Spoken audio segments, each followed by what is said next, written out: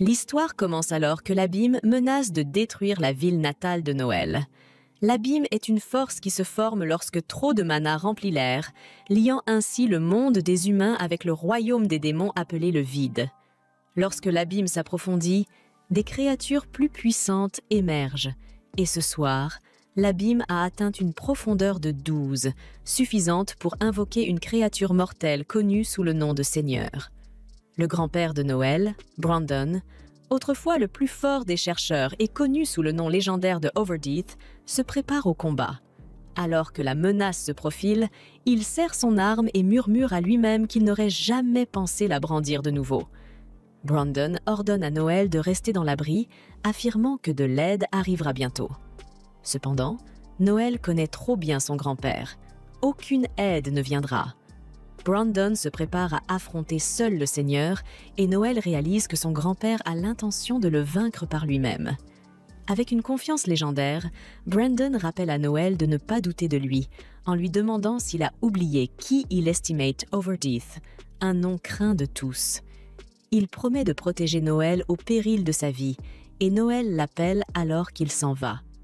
Alors que Brandon se prépare pour le combat, il pense à dire à Noël que les hommes ne doivent jamais laisser quiconque les mépriser, peu importe quand ou ceux qu'ils affrontent.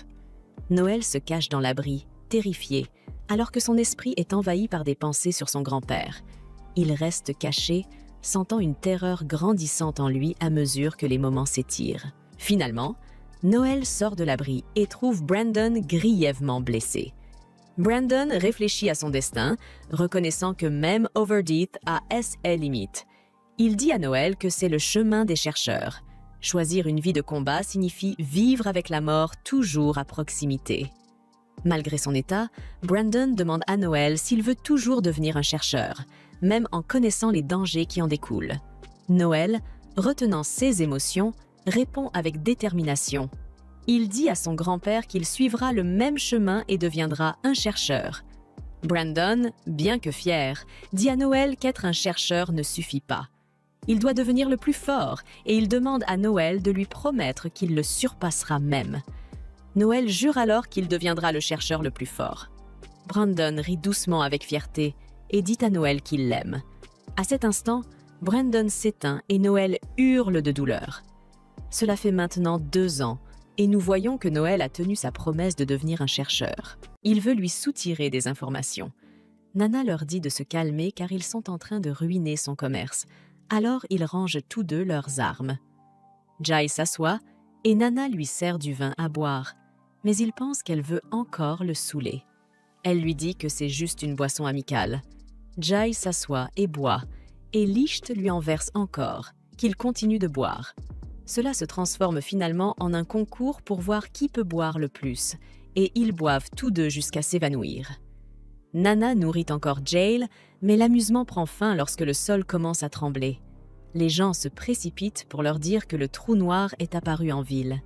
Ils se dirigent vers la zone où se trouve le trou, et un bruit en émane.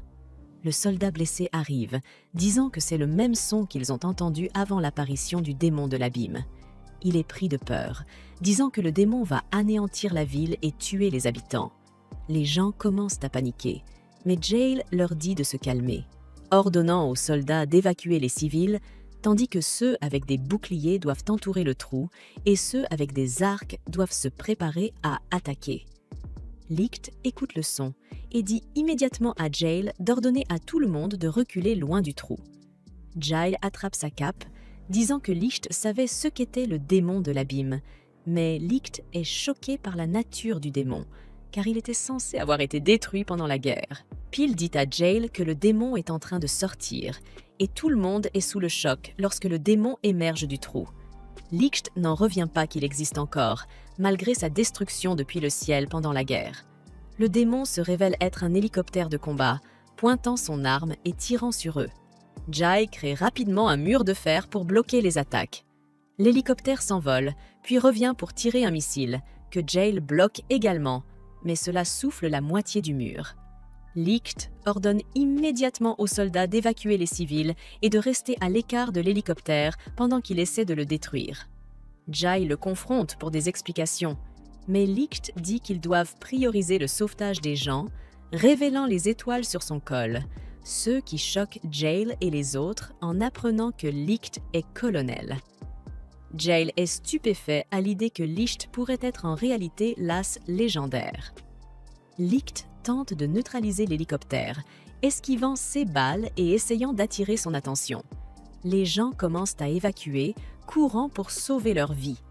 Un enfant reste au milieu de la route et Ina tente de l'aider, mais l'hélicoptère vise un missile sur elle. Heureusement, Licht intervient et tranche le missile, le faisant exploser dans les airs.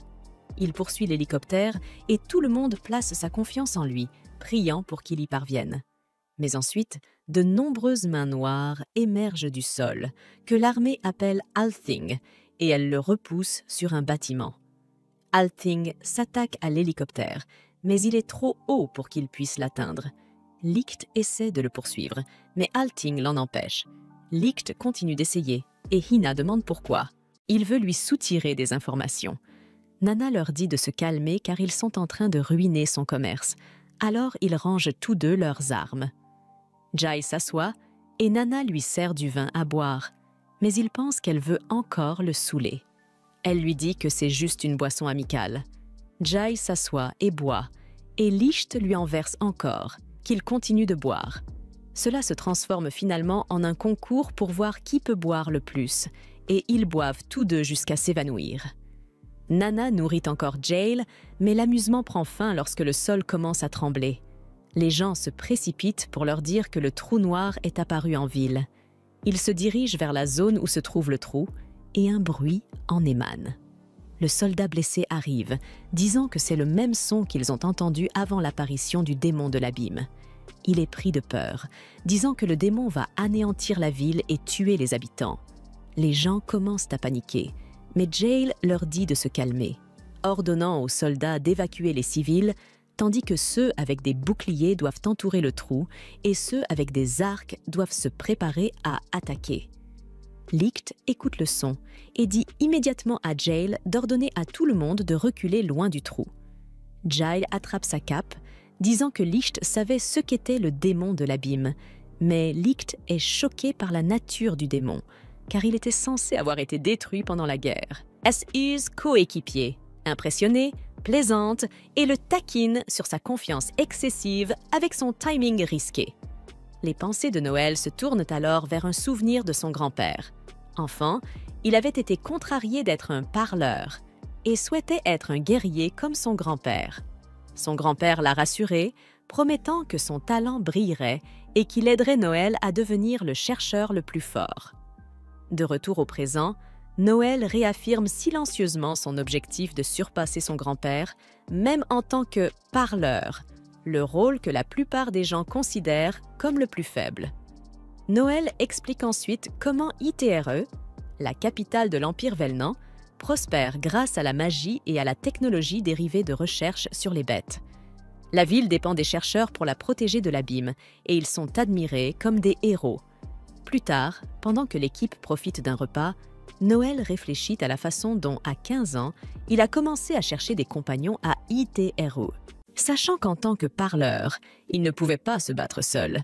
Walter, fier de leur récompense de 5 000 $, parle de leur progrès, tandis que Tanya et Lloyd discutent de viser plus haut. Noël, cependant, pense silencieusement qu'il pourrait bénéficier d'avoir un éclaireur, mais pour l'instant, il se concentre sur l'acquisition d'expérience avec son équipe actuelle. La conversation change lorsque Walter demande à Noël s'il est contrarié par la récompense. Walter est ivre, alors il taquine Noël pour se soucier trop d'argent, disant qu'un chercheur devrait avoir un grand cœur. Les mots de Walter sur l'argent déclenchent un souvenir chez Noël, lui rappelant quelque chose que son grand-père lui avait un jour dit. Son grand-père expliquait que les chercheurs doivent prioriser l'argent pour acheter le meilleur équipement et les fournitures nécessaires à leur survie. Être qualifié de cupide ou de malfaisant est un signe de succès, pas de honte. Son grand-père, connu sous le nom d'Overdeath, a appris à Noël à ne jamais laisser les autres le mépriser, peu importe leurs opinions. De retour au présent, Noël insiste sur le fait qu'il n'est pas contrarié, mais Walter continue de le critiquer. Cela dégénère en un échange de répliques, Noël se moquant de la dépendance de Walter à l'âge pour avoir de l'autorité. L'aptitude est tout, ce qui compte pour un chercheur. Alors Noël se moque de Walter pour utiliser son âge afin de forcer les autres à être d'accord avec lui. Walter, furieux, accuse Noël de rester en sécurité pendant la bataille pendant que les autres prennent des risques. Walter lui rappelle qu'il met sa propre vie en danger pour protéger les autres, mais Noël continue de le taquiner. Leur dispute s'intensifie lorsque Walter dit qu'il mettra fin à la vie de Noël, et Noël accepte son défi. Lloyd intervient pour les séparer et leur rappelle qu'ils sont tous des camarades. Il suggère de diviser la récompense et de mettre fin à la soirée, réussissant à apaiser la tension entre eux. Après avoir terminé la mission, l'équipe ne reçoit que $500 chacun après avoir payé le clan. Tanya est déçue par le paiement, estimant qu'il est trop faible par rapport à l'effort fourni. Lloyd explique que bien que la mission ait été difficile, des missions comme celle-ci sont rares et ils gagneront plus d'argent lorsqu'ils prendront un autre emploi. Cependant, Noël souligne qu'à la différence des clans officiels, ils ne reçoivent pas de missions directement du pays, ce qui limite leurs opportunités et leurs gains. Il mentionne à quel point les missions comme celle-ci sont rares pour des chercheurs indépendants comme eux et à quel point il est plus difficile d'agir sans faire partie d'un clan. Lloyd informe le groupe de leurs économies totales qui s'élèvent à un peu plus de $100 000. Sans hésiter, Noël propose d'utiliser cet argent pour établir leur propre clan. Lloyd avertit Noël que fonder un clan nécessite de payer le pays 200 000 $, bien plus que ceux qu'ils ont actuellement. Noël répond avec confiance, affirmant qu'il est prêt à couvrir les 80 000 $ restants avec ses propres économies. Sa détermination est claire. Il croit que fonder un clan leur permettra de se libérer des emplois de seconde main et de vraiment grandir. Malgré les avertissements de Lloyd concernant les coûts élevés de la location d'une base d'opération dans la capitale, Noël reste déterminé, expliquant qu'il a déjà une piste pour un endroit bon marché. Lloyd exprime des doutes sur leur capacité à gérer un clan, soulignant qu'ils sont encore une équipe C de jeunes et d'expérimentés. Il estime qu'ils ne sont pas prêts pour une telle responsabilité. Noël remet en question cette façon de penser, demandant à Lloyd quand exactement ils seront prêts. Il soutient que s'ils n'agissent pas maintenant, ils resteront bloqués en tant que chercheurs de rang C pour toujours. Il insiste sur le fait que l'expérience viendra de la gestion d'un clan et non d'attendre qu'ils se sentent prêts. Lloyd continue d'exprimer des inquiétudes, déclarant que sans la confiance du pays, ils ne recevront pas les emplois bien rémunérés dont ils ont besoin pour réussir. Noël répond en expliquant que leur jeunesse, leur attrait et leur force sont des atouts que le pays apprécie. Le gouvernement veut davantage de chercheurs, et un chercheur à succès est souvent perçu à la fois comme un idole et un héros. Il croit que leur apparence et leurs compétences les aideront à réussir. Et il évoque même comment signer des contrats avec des entreprises pourrait leur apporter des parrainages et des revenus supplémentaires. Walter, toujours choqué par la conversation, ne peut pas croire que le fait d'être beau pourrait les aider à obtenir un meilleur traitement de la part du pays, mais Noël reste confiant. Il dit même à Walter que malgré ses défauts, il a aussi le genre de look qui pourrait bénéficier à l'image du clan. Walter, qui était initialement sceptique, est finalement convaincu par l'argument de Noël.